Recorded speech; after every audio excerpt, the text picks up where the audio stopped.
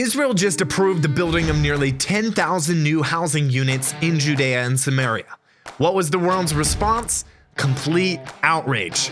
France, Germany, Italy, the United Kingdom, and the United States all issued a joint statement condemning Israel for daring to build up their own land. I'm Justin, and this is the Israel Guys.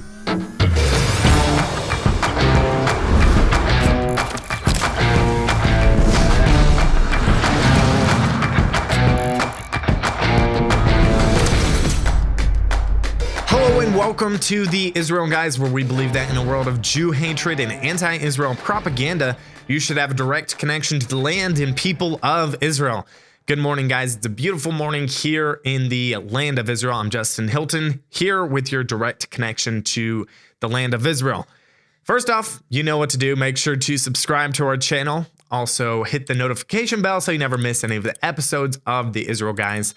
We're bringing you now 5 shows a week, Monday through Friday, so make sure you don't miss any of those. Also, like and share our content so we can reach as many people as possible with the true and authentic stories of Israel. There's a lot of lies going on in the mainstream media, and we're trying to combat that, trying to fight against the lies that are being put forth every single day. Also, don't forget to follow us on social media. We're on all the major social media platforms, Twitter, Facebook, and Instagram. We're putting all kinds of different content out on those that are not on YouTube, so make sure to go give us a follow there. With that, we're going to jump into the news this morning. There is actually some good news. At least, it should be good news. It's good news for me. It's good news for the land of Israel, but it seems that the rest of the world thinks that it is not good news. So, as you guys know, there has been what you could call maybe a wave of terrorism that has hit Israel in the past few weeks. There have been some horrific terror attacks in the past few weeks. But in the security cabinet here in Israel, they met to see what kind of responses they would have to this terrorism. So one of the responses was that they authorized the legalization of 9 communities in Judea and Samaria. Luke talked about this yesterday. These are not new communities. These are basically old communities, some of them decades old, that are now being legalized. The Secretary of State, U.S. Secretary of State Anthony Blinken responded. He said, "We are deeply troubled by Israel's decision," which, don't ask me why, just legalizing 9 new communities would deeply trouble him. But yesterday, the Security Cabinet also approved the construction of 9,409 new housing units. These will include 1,100 units in Ma'ale Adumim, about 600 in Tel Zion, about 500 in Givat Ze'ev, and 400 in Kedumim and Elazar. Also, lots of other units in other communities. This is great news, as well as it should be. Finance Minister Bezalel Smotrich, he said, quote, "This is an unprecedented achievement for the settlement movement. We made a promise, and we are keeping it. After a year and a half that the residents of Judea and Samaria were discriminated against, the Israeli government approves 9,409 housing units." Also, the head of the Binyamin Regional Council, Israel Gantz, he said, quote, "This is a very broad scope of construction approvals, just as a national and Zionist government should promote. The difference is that we're working under the government's leadership to change perception. Investments are also coming in the construction of settlements and in the development of infrastructure and roads. We are on the right track for hundreds of thousands of residents in a few years." Guys, this is great news. Should be treated as such. But it appears the rest of the world doesn't think so. The foreign ministers of France, Germany, Italy, the United Kingdom, and the United States, they all came together to issue a joint statement to condemn Israel for their decision to build 9,000 new housing units. If that's not outrageous, I'm not sure what is. Guys, the statement, warning, this statement is very disturbing, and you might get mad at this statement that was made. So, they started out with, quote, "We, the foreign ministers of France, Germany, and Italy, the foreign secretary of the United Kingdom, and the secretary of state of the United States, are deeply troubled by the Israeli government's announcement that it is advancing nearly 10,000 settlement units and intends to begin a process to normalize 9 outposts that were previously deemed illegal under Israeli law. We strongly oppose these unilateral actions, which will only serve to exacerbate tensions between Israelis and Palestinians and undermine efforts to achieve a negotiated 2-state solution."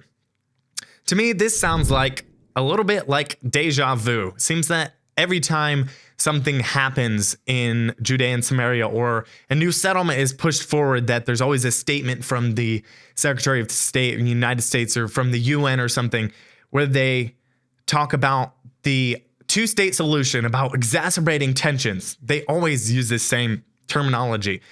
The statement went on to say, quote, "We continue to support a comprehensive, just, and lasting peace in the Middle East, which must be achieved through direct negotiations between the parties. Israelis and Palestinians both deserve to live in peace, with equal measures of freedom, security, and prosperity. We reaffirm our commitment to helping Israelis and Palestinians fulfill the vision of an Israel fully integrated into the Middle East, living alongside a sovereign, viable Palestinian state. We continue to closely monitor developments on the ground which impact the viability of the two-state solution and stability in the region at large." So that was the statement from all these foreign ministers. I think Canada was feeling left out of this statement because they decided to jump on the bandwagon to condemn Israel as well. Canada's Foreign Affairs Minister, Melanie Joly, she said in a statement, quote, "Canada is concerned by the government of Israel's announcement that it will attempt to retroactively legalize 9 illegal settlement outposts in the West Bank, as well as its plans to pursue the construction of new housing in existing settlements. Canada strongly opposes the expansion of settlements. Such unilateral actions jeopardize efforts to achieve comprehensive, just, and lasting peace. This has been Canada's long-standing policy." Guys, don't listen to what they're saying. These new housing units being approved, this is some of the best news that has happened in Judea and Samaria in a long time. One person said that this was the most housing units that have ever been approved at one time before. Guys, you guys know, these building up of the land of Israel, it does not exacerbate tensions.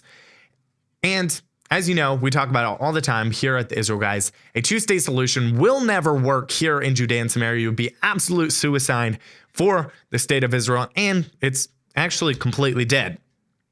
So all these foreign ministers, they're worried sick about the building up of the land of Israel. But what about all the terrorist attacks that have happened in the last few weeks? That's not exacerbating tensions. Why are they not talking about it at all? Why are they not issuing joint statements condemning these terrorist attacks, instead choosing to focus on Israel building up their own homeland? Guys, we're going to talk about how the Palestinian Authority is begging the UN to pass a resolution against Israel. But first, let me tell you about our upcoming volunteer opportunities. Calling all Bible-believing, Israel-loving Christians to come to Israel's biblical heartland this spring to help us plant thousands of trees. That's right, April 17th through May 1st, we have a tree planting volunteer program that we are hosting, and we need your help. You can do your part to restore Israel's desolate and barren landscape by coming and putting your hands in the soil through our tree planting volunteer program. You'll play a critical role in the restoration of Israel and fulfill biblical prophecy through putting trees in the ground. Through this, you'll see Israel's forests come back to life. If you love God and Israel and are looking for a meaningful experience, look no further. Go to serveisrael.com/volunteer or click the link in the description below to find out how you can join a tree planting volunteer program in Israel this spring. So there is a report that the Palestinian Authority is talking to members of the UN Security Council about a possible resolution against Israel, mainly about this latest decision about construction in Judea and Samaria, the approval of the new housing units. So Riyad Mansour, who is the PA envoy to the UN, on Monday he sent a letter to the members of the Security Council about this Israeli cabinet decision. The letter says that the Security Council must act immediately to send a clear message to Israel against its settlement activity. Now, what is sad here is that most likely the UN Security Council will listen to the Palestinian Authority and pass a resolution against Israel. There have been tons of resolutions passed against Israel. But my question here is, why are there no resolutions being passed against the Palestinian Authority for the ongoing acts of terror that have been committed against Israelis in the past few weeks and months and years. Why have there been no resolutions passed against them, and instead resolutions passed against Israel for simply building up their own land, literally the biblical heartland of Israel? According to a report by Axios journalist Barak Ravid, the Biden administration is trying to convince the PA not to push for a vote on any Security Council resolution related to the settlement decision, proposing that instead of a resolution, the U.S. would support the release of a presidential statement by the Security Council on the issue of the settlements. So U.S. is trying to say, don't pass a resolution, but instead we'll release a statement condemning this approval of new settlements. But apparently the PA has so far rejected this idea. They want a resolution passed against Israel, and sadly, they will most likely get it. So guys, even though the government is pushing forward new housing, doing some amazing things, there are still some sad things happening here in the heartland. Just this morning, guys, large forces of the border guard and the civil administration sadly began to uproot a vineyard and the trees surrounding it in Shiloh. Shiloh is really close to here, about 20 minutes away from where we are here on the Mount of Blessing. This 42-acre vineyard was supposed to be destroyed about 2 years ago. We did a more in-depth video on the law and basically why it was being destroyed. You can check it out here. But basically, there's a law here in Israel called the Disruptive Use Order. It's a military order that allows for removal of agriculture, even when no conflicting claim of ownership is submitted or proven. It's a really dumb law, if you ask me. A lot of people have condemned it. Even a high court judge has condemned this. So residents in the local area around this vineyard, they heard that the police were coming to destroy the vineyard. A tweet was sent out for people to come and protest, and lots of people flocked in to protest this uprooting of the vineyard. And there's actually videos of the police sort of being kind of violent with the protesters, of arresting them, circling them, or taking them off the site. You can see in the videos of protesters tying themselves to the trees, others lying down in the road blocking the police, or just sitting down there with sleeping bags and all kinds of stuff. They're trying to protest this horrible action that is going on. This vineyard belongs to Chen ben Eliyahu, and he responded to what is going on. He said, quote, "This act is immoral and illegal, and the most painful thing is that our Arab enemies see it and receive a greater push to continue terror against Jews." He's absolutely right. This is showing weakness related to the Arabs by destroying this vineyard. Bezalel Smotrich, this morning, he sent an urgent letter to Prime Minister Benjamin Netanyahu. He said, quote, that he was in shock. He also called on him to immediately stop the uprooting. And he added that, quote, "The Minister of Defense grossly violated the coalition agreement and reversed my decision." He said, quote, "About a month ago, I instructed, as Minister in the Defense Ministry in charge of the civil administration and the coordinator of government activities in the territories, to cancel the disruptive use order that was scandalously issued against Chen ben Eliyahu. To my astonishment, the defense minister grossly violated the coalition agreement and reversed my decision. Moreover, instead of implementing our settlement security policy, Minister Gallant chose to continue the left-wing policy of former Minister Benny Gantz and uproot the vines, even though the claims against the vineyard were proven to be false in the legal proceedings." He also demanded that they immediately stop the uprooting. But sadly, there's been breaking news coming in. Even as I was recording, there was more things that were coming in about what is going on over there in Shiloh. But unfortunately, it seems as if they did not listen to Smotrich's demand, and the vineyard did end up being destroyed. However, just before the end of the destruction, Prime Minister Netanyahu, he did order a halt to the uprooting of the few remaining trees in the plantation, but sadly, most of it was already destroyed, and only a few trees were left standing. We'll put up some photos on the screen now of the horrible destruction that happened. You can just see the emptiness, the barrenness, because they've destroyed this, even going against what was ordered by Bezalel Smotrich not to destroy this. the defense minister Yoav Gallant decided to take matters into his own hands and to uproot this vineyard and the tree surrounding it. It's a horrible, really sad situation that happened here. Guys, and some other news, there have been a lot of counterterrorism operations happening in Judea and Samaria in the past few days. As you guys know, there's been a lot of terrorism happening in Israel recently, so the IDF has been stepping up their game, going into all these Arab villages, arresting terror suspects, countering different terror plots that are happening. So 2 nights ago, they made a ton of raids in different towns in the areas here in Judea and Samaria. 9 suspected terrorists were arrested in the villages of Yatta and Daharia. Also, tons of other villages in the area here. Overall, 23 terror suspects were arrested.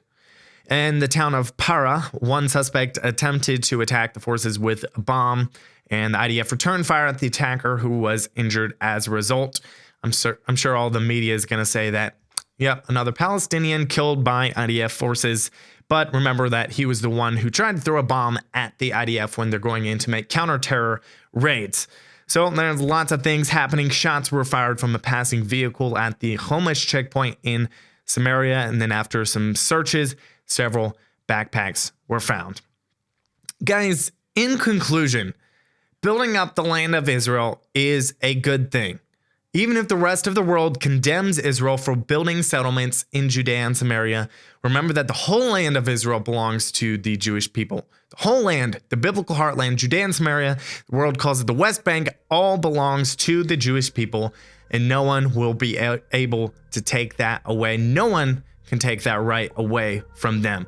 Guys, don't forget to check out our upcoming tree planting trip that we have in April. Go to serveisrael.com to find out more. Click the link in the description below. Make sure to subscribe and also get the conversation going down in the comments below. Let us know what you think. Let us know your outrage and if you're upset at this vineyard being destroyed. And as always, tune out the fake news and tune into what is actually happening here in the land of Israel. We'll be back every Monday through Friday with your direct connection to the land and people of Israel.